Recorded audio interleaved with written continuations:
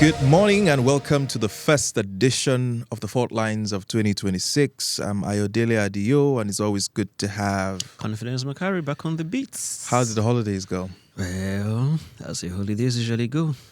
It's good. Very It's good dry, to be back here. It's very good to be back here. boring. I can imagine. Today we seem to want to dwell a whole lot, about U.S. Tilt or drift or retreat towards isolationism and perhaps, a bit of authoritarian strain that the president of the United States seems to be leaning towards, what this new global world order that President Donald Trump seems to be championing, what it would mean for Africa and particularly for Nigeria. But let us start with Nigeria. We're on the break when the attack in the national parks in Oyo happened that claimed the lives of 5 workers of particularly forest guards at the time. And 2 things emanate from that story. One, there's a report that, stated that it was some sort of a retaliatory attack for some illegal miners that were detained by the forest guards in the national park. And so these terrorists, and I don't know why the media continues to report them as being bandits, but these terrorists operating from the Kayama axis in Kwara State attacked and killed, 5 personnel, attempting to also free some of these illegal miners. The second, obviously, is the fact that what this also suggests or means is that you have terrorists, groups, and organizations who now are beginning to operate with some level of impunity between the Kwara or your axis, and they seem to be gaining a foothold and are becoming increasingly brazen because of the successes of some of the attacks in recent times. But one thing continues to ring in my mind, and I don't know if you have the answer to this, is that we seem to have excused or normalized the amount of illegalities around the mining sector in Nigeria. And we seem to talk about it with some levity that, some illegal, because of mining activities, killings that happen in certain communities in our country. And there hasn't been a deliberate policy around the mining sector, the mining industry in Nigeria that is tied to national security. Because, for the last 5 to 10 years, it's been clear that there's a bit of violence that has been attached with, illegal mining activities in Nigeria. I'm sorry for even saying bit. It's serious level of violence attached with or illegal mining in Nigeria. But I'm staggered at the fact that we haven't still put together some sort of a coherent policy around the mining sector that is tied to our national security architecture. And it's bewildering that we continue to excuse the amount of lives that are taking around this illegal mining activity. And it looks like Oyo seemed to be one of those cases. I don't know what you thought about it. So a few things. When the news initially broke that 5 park workers have been killed in the national park, I wasn't surprised. Because I think one of the first public knowledge, if I would say it that way, that JNIM, that's Jamaat Nusrat al-Islam al-Wal Muslimin, the preeminent Al-Qaeda affiliate in the Sahel. One of their first earliest known incursions in Nigeria came in June 2020. So they were traveling all the way from Mali, and then they were coming to northwestern Nigeria to help Ansaru. Ansaru is the first breakaway faction of Boko Haram, split from the group in 2012. And they got lost when they got to Benin. I'm not talking about Benin City, Benin Republic. So they stopped by the Dublin National Park, close to the Penjari Forest, the forest complex there, and asked for the forest guards to reconnect their way. As of the time, it wasn't on their mind to stop to do anything as far as they just wanted to get to northwestern Nigeria, preferably Zamfara, to help out Ansaro, which has been under significant pressure from the Nigerian security forces.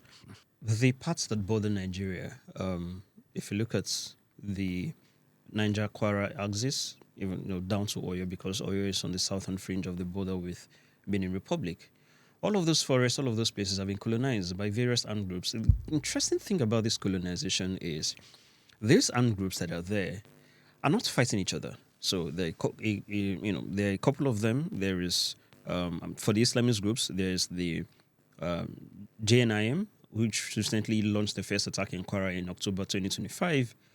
There is Ansaru, the first breakaway faction of Boko Haram that allied itself to Al-Qaeda. And then there's the Mahmuda sects. Now, all of these groups belong to the Al-Qaeda franchise. But even in the same place, you still have the old Boko Haram. I'm talking about JS, the JS faction, Sheikh House guys, also trying to gain a foothold in that area through Darussalam led by Sadiku, And then beyond that, there's also the Islamic State West Africa province also trying to gain a foothold there. And away from that, if you go far away from the forest into places like Shiroro, where the lake is, the Nigeria's power infrastructure is, you have Dogugide, leader of some of the most prominent bandit groups in northern Nigeria, also trying to gain a foothold there. Guess what all of them are looking for? Mining access. Now, of course, there are some people that are trying to get to control the logging, the economic activity in the area, things like logging, farming and the rest, but that is not what they are really after. So most of them are after the mining operations in the area. So it has led more often than not to collaboration between the bandits and the Islamists. So I think it was as recently as 2022, there was a really, really big clash where the Nigerian military went in to go and disrupt the illegal mining that was going on there, and they were brutally suppressed. I'm not talking about the bandits being brutally suppressed. The Nigerian military were handed one of the biggest defeats, they ever suffered. I think up to about 15 of them were killed. A few bandits here and there were killed and everything. The point I'm trying to make in this is, yes, of course, there is the issue about illegal mining. But illegal mining may or may not necessarily be the biggest driver of this thing. Yes, it could be a corollary. It could be something that we really, really, really, really need to look into. But in terms of its comparison between the terror structure, the terror infrastructure and everything, one could say it is a lifeblood. But if you take the illegal mining aspect away from being the lifeblood of terrorism in Nigeria, you could look at other things like farming. I mean, look at what's happening in Baga today. Look at the Lake Chad. They are controlling fishing there. If you go to Sokoto, if you go to parts of the Zamfara, the Lekura guys, they are also controlling the, what is it called now? Cattle theft industry there, which of course is still a lot of cattle, and then they sell it into markets in Niger. The point I'm trying to make with all of these things is this. You once talked about whether or not you're not taking the illegal mining thing seriously. When Tinubu came into office in 2023, Dele Alake used to be in the news for different purposes, most often bad, if I would say that. But there was something he brought. There was a policy he brought into being that I remember, even though I did not get to hear most of it now. At the time, he decided to create a 2,200-man strong mining police.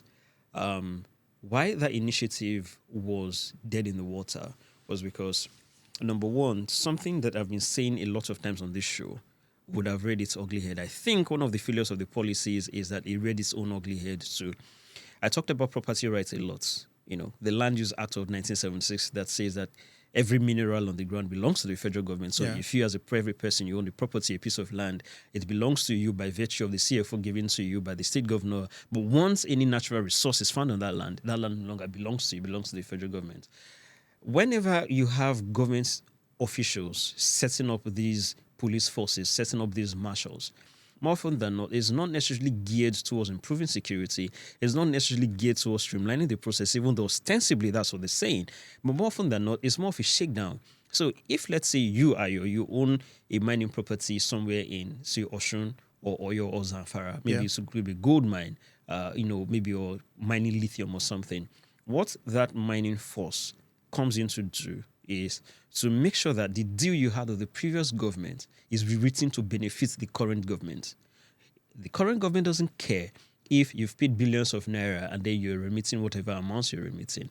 As long as the new minister is in office, he wants to get a cut of that money. I think that was one of the reasons why that policy failed. And another reason why that policy may have failed is another phenomenon I've talked extensively about, the phenomenon of ungoverned spaces. See, I don't think our listeners and many Nigerians appreciate the sheer depth of how much territory the Nigerian state has lost. We can no longer because enforce I was going to push back on you to kind of elaborate on that, because again, I think it was 2 episodes before this, we talked about how many of these forest parks, many of these game reserves across the country have become abandoned, ceded by the government and have been occupied by many of these non-state actors. And I know it's not as simple as we try to make it seem. It's by no way simple. It's a complex situation. But over the top of my head, I'm here sitting and saying one of the objectives, right, of regaining foothold in terms of internal security is a mandate from the commander-in-chief to reclaim ungoverned spaces in this country. And for me, you first do that by resourcing forest guards across the country, like you have in Oyo State, which, by the way, imagine if they didn't have forest guards that were even able to arrest illegal miners who encroached into that territory, that people are now coming for reprisal attacks. Imagine if they did have that, what could have happened, right? So I think over the top of my head, you have to first resource forest guards across the country. You have to first also, and this is where geography comes into play. You know, when we're in secondary school, we hated geography and said, what in the world are you going to do with geography? Yeah. Only for us to realize as adults that geography is actually destiny. Yeah, it is destiny. And you cannot deal with national security issues without a grasp of geography. True. And I think that we are drastically failing on that scorecard. True. You don't have enough geographers and sociologists embedded in our national security team that seems to have a deep understanding of our geography in the way these terrorists do.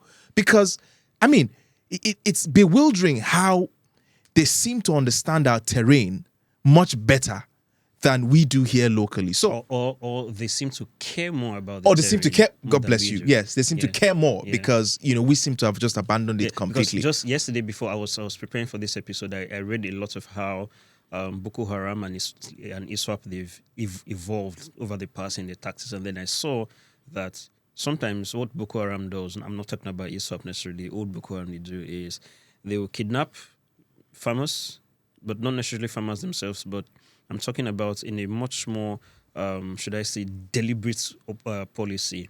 They'll kidnap shepherd boys, all of these boys who call Fulani heads. I'm not talking about the violent ones, not just normal ones that lead their pasture. They kidnap them, and then those ones are compelled to give them information about communities they plan to attack. So if they kidnap a boy now, they'll tell you, where are you coming from? And then they tell you, I'm coming from some communities. Okay, what's the defenses there? Like, what are the secret pathways for you to get in? If you pass through the main entrance, how many people are going to stop you? If you pass through the bushy parts, how many communities does it lead to? So these are some of the ways that they use to, to plan attacks, to, gain new territories and the rest. Now, why I said it is care, it is that I think for most of us in the country, I'm not even just talking about the government officials themselves, I'm talking about even normal young people, irregular people. They've checked out of the country mentally. And most people tend to see Nigeria for what they can get for Nigeria. They do not see Nigeria as something they can do for Nigeria. And it is reflective in national policy. Why I say this is this. If you recall some years ago, when Nyesom Wike was governor of Rivers State, he had this Soku oil wells disputes between Rivers and Bayelsa. Oh, yes. The Supreme Court ruled that those oil wells belong to Rivers. Yeah. And so when that kind of a ruling happens, I mean, it's the highest cost of the land. So you're compelled. There's no more appeal. You're compelled to reflect it in the maps. The National Boundary Commission failed to reflect it in the map. Wike reeled and reeled and reeled and reeled. Guess what they were looking for? The National Boundary Commission was waiting for bribes from Wike to reflect that those oil wells are now in River State, because subsequent maps they were releasing, they still kept the Soku oil wells in Bayelsa. Now, you can imagine if a state governor cannot compel a federal even agency. with the Supreme Court decision. Even with the Supreme Court. So what that means is that they don't care enough for them to reclaim these territories. And it is really, really bad. And why this thing is particularly shocking to me is that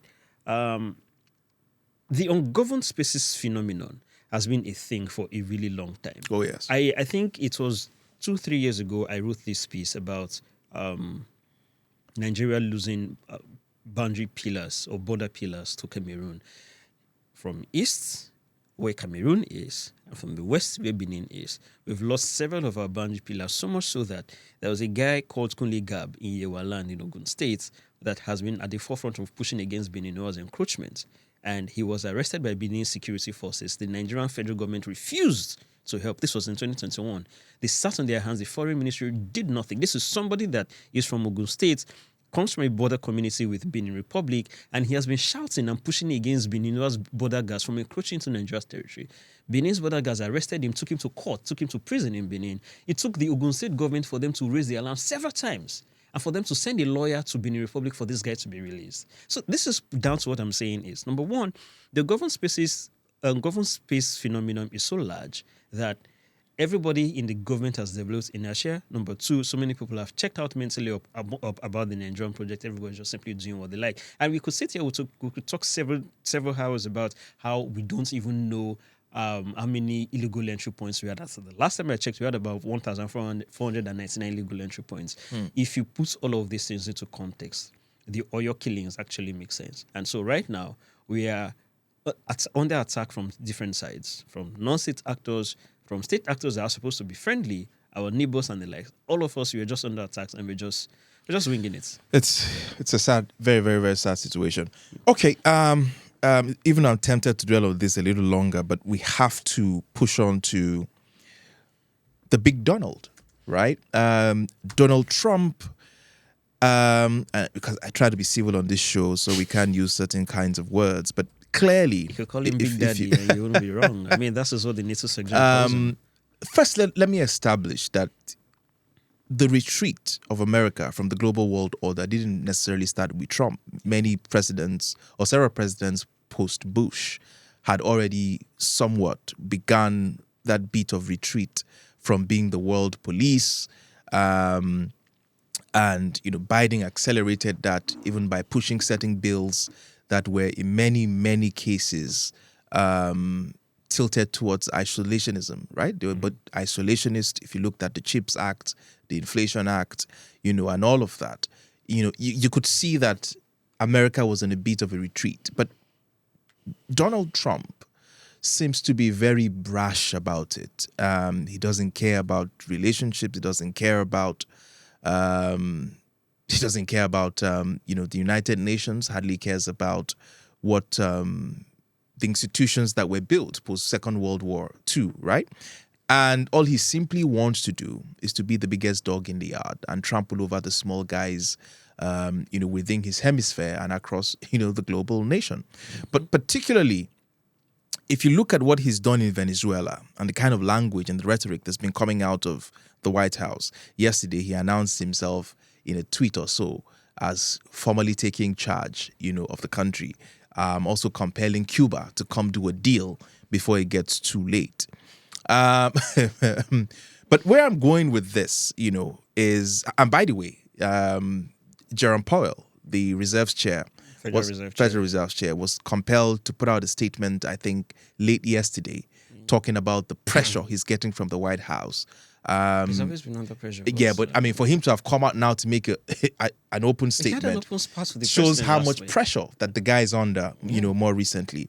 But where I'm going with this is, if Trump continues to act as a bully, and if his foreign policy is driven by gunboat diplomacy, imagine how that emboldens Russia. And, I've got so many geopolitical commentators have talked about the fact that it gives Russia the right of way to do what they want to do in Ukraine.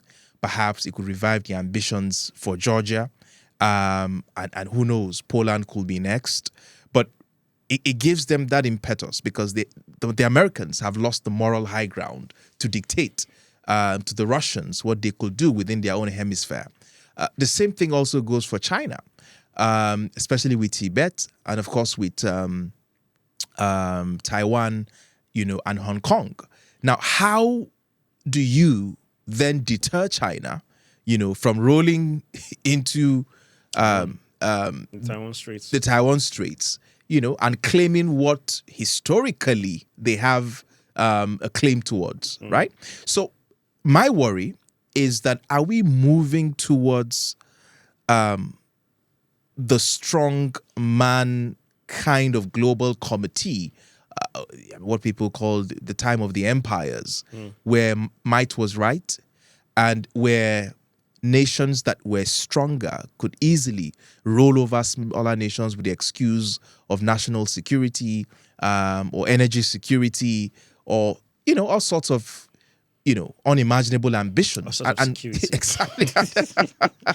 And more importantly, what this means for the African continent. Because what is going to happen, obviously, given this current trajectory, is that there will be a resurgence to play hardball in Africa, to start to claim what countries belong to who and what countries should align to which of our... It's irredentism. Exactly. What countries should align with who and all of that. And it's troubling. It's worrying. But I don't know how you interpret the current events. Yeah, I'm going to look at it from two perspectives. There's, number one, permit me, I'm going to have to speak for longer. There is the generational aspect. And for the records, I do not agree with you that this is isolationism. It might have been isolationism in 2016 when Trump first came to power. But in 2025 or 2026 rather, I don't think it is. But I'm going to give a little bit of a background to where we are coming from or why we are where we are today. So Second World War ended in 1945. Donald Trump was born when? 1945, 1946. After the World War came the baby boomer generation. Now, the world as created in the past 80 years after World War II was one in which the framers of the United Nations Charter, the forerunners of the European Union as we know it today, all sort of had their ideology to prevent a next global war. I mean, it's traumatizing to fight a war between 1914 and 1918, and then within 20 years, you're fighting another one in 1939 and then 1945. So they had to do whatever it takes or whatever it took to stop a war. Every other institution that came out of that arrangement, is it the General Agreement on Trade and Tariffs that's GATT that gave it to the World Trade Organization? Is it the European Economic and Steel Union that gave it to what we now know as the European Union? Several other ones we get towards preventing another world war. I mean, everybody saw what the US did in Japan, and they're like, nah, we cannot let this happen and everything. Now, in 2026, we're moving away from the multilateralism and the quote-unquote idealist structure that underpinned the peace of the world for the past 80 years. When I say peace, the absence of a global world war. Why is it so? It is simple. Generational things. The generation that fought in that world war, in the two world wars, they're dead or they're dying. A new generation has a reason that do not know why those pillars existed. They haven't seen, and part of the reasons why I will say so, Americans set up these things because they, even though they didn't start it, they helped to end the two world wars. So they feel that the 20th century was their century. So Europe has had its time in the sun, its own empire has collapsed. Now it's time for the American empire to rise. So they felt that the best way for them to project their power is to have a stable world and then to be the fulcrum of that stability, making sure that there is access to the sea, free open lanes, shipping, because they believe that once a country wants to develop, the best way for it to develop is to have free trade. Access to international shipping lanes and everything. America is going to guarantee this. And then access to justice. So instead of going to war because you want a territory here, why not just go to the the ICJ to settle your disputes? Why not go to the WTA? Why not go to the GATT to settle your issues? Now, that entire generation is long gone. We now have a generation that didn't fight in those wars and then have seen how, quote unquote, the system, sort of oppresses them at home. And then they said they want no more part of it. So this is how things are eroded. Now, if you take it down to 2025, back to the opposition I wanted to have to your point. Yes, in 2016, Trump might have run on an isolationist platform. But in 2025 or in 2026, it is no longer isolationism. It is what some people think it's called realpolitik, but this is not realpolitik. This is called matchpolitik. And the reason why I say so is down to the fact that there's a difference between matchpolitik and realpolitik. So realpolitik is a theory that holds that for you to craft a very viable foreign policy, you must take two things into account. Your interests relative to your power. So your foreign policy must be interests raised to power. If you want something in one particular territory, what is your ability to carry out force, to carry that out? Now, if you do not have the ability, that's a power to take that territory, what is the next best option? Is it negotiations? Is it dealing? Whatever thing you can do to get it. But how this fundamentally differs from matchpolitik is the fact that matchpolitik is something that says that we must acquire power for the sake of acquiring power. Now, match politics takes away the justice essence of what real politics is supposed to be. And for many of us, especially within the geopolitics and international security analysis, we tend to craft what the United States is doing in 2026 with the whole Venezuela thing, Iran, and then Cuba now, and several others. We tend to couch it under the Monroe Doctrine, which has now been called the Don't Rule Doctrine after Donald Trump. But I would need my colleagues to step back a bit and really look at the Monroe Doctrine. So President Monroe in 1823 crafted the Monroe Doctrine that says that any attempt by European powers in Latin America to impose their will be as an act of, should I say, what is it called now? Manifestly unfriendly disposition to the United States. What the Monroe Doctrine did not say is, we're going to war, we're going to fight you, we're going to do this, we're going to do that against you. That was the Roosevelt corollary of 1913. So it was Roosevelt that came with that idea that, see, as a corollary to the Monroe Doctrine, we are actually going to go to war if the European powers try to usurp our will in Latin America. Subsequent presidents after Teddy Roosevelt sort of tried to step back from there, all the way from Calvin Coolidge down to FDR. They were like, no, we cannot continue to do this. What Donald Trump has done since he came to power in 2017 is that he has taken the Roosevelt corollary and then he has expanded it. So it's not just Latin America he's doing now. And he's going after every other power that he could see as weak. So this is what I call match politic mixed with the Donroe Doctrine. Now, why I say what this thing gives birth to is what we call the 21st century manifestation of the Thucydides trap. What is the Thucydides trap? If you guys recall some of these films we used to watch, Athens versus Sparta, there was something that happened in 1416 BC during the Peloponnesian War. Athens and Sparta were always at war, they were always fighting, and then all of a sudden, Athens woke up one morning in the middle of the war and then decided to attack Melos. Melos is one small territory that has ancient ties to Sparta, but during that particular Peloponnesian War, they were weak. And Melos was asking, like, yo, we are not fighting you. We are not even helping Sparta. Why are you attacking us? And Athens told them that the only thing, we want your territory for our war resources. The only thing that you can get out of this, the only gain you can get out of this is to yield so that you have self-preservation. Melos refused, and Athens sieged Melos. For as long as the siege lasted, they were hungry. And when they eventually capitulated, Athens went in, killed all the men and enslaved all the women and children. That particular episode is what formed most of what we now know as realism. Is now what people now see as, in a way, the strong must do what they can, yes, and then the weak must suffer what they must. Was the most, yeah. Now, in 2026, that is America's doctrine under Donald Trump. Many people will not like it. Many people always reflexively wince at this thing. But the thing we are seeing with this kind of policy is, as much as this is not what Trump's voters voted for when they voted him back to office 2 years ago, this is where Trump is going now. Because I've been listening to so many American foreign policy commentators, especially from Stephen Miller, who is the deputy chief of staff to the White House in charge of planning. We looked at the Venezuela thing and I was like, yo, why are you people crying? Like, America is a superpower. It's time for us to act like exactly. it. So, and the crazy thing about all of these things is this is not how America was founded. I'm going to read a quote from John Quincy Adams, who was the architect of the Monroe Doctrine. He used to be Foreign Secretary or Secretary of State during President Monroe's tenure. He warned America that the fundamental maxims of America's policy would insensibly change from liberty to force.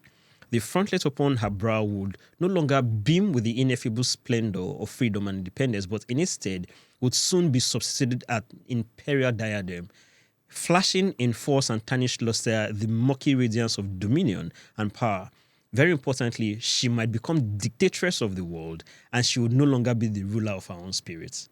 This is 2026.